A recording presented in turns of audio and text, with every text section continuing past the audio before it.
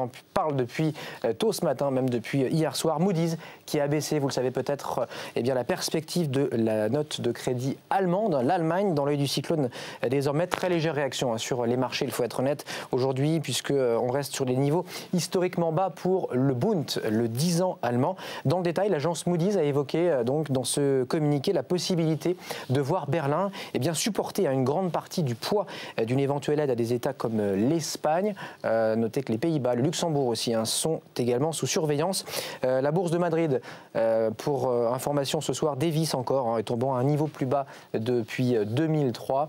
L'Espagne qui est revenue sur les marchés ce matin, 3 milliards d'euros qui ont été empruntés avec des taux à nouveau en hausse, des taux d'emprunt pour l'Espagne. En bref, ce soir, les industriels français, cette fois-ci, qui ont toujours malheureusement le moral dans les chaussettes. On était avec un indicateur à 91 en juin, on est maintenant à 90 pour ce climat des affaires dans l'industrie française. C'est un plus bas de plus de 2 ans. Donc, chez les entreprises, les carnets de commandes ne progressent plus en France et l'INSEE nous dit même qu'à l'export, ces mêmes carnets de commandes marquent le pas.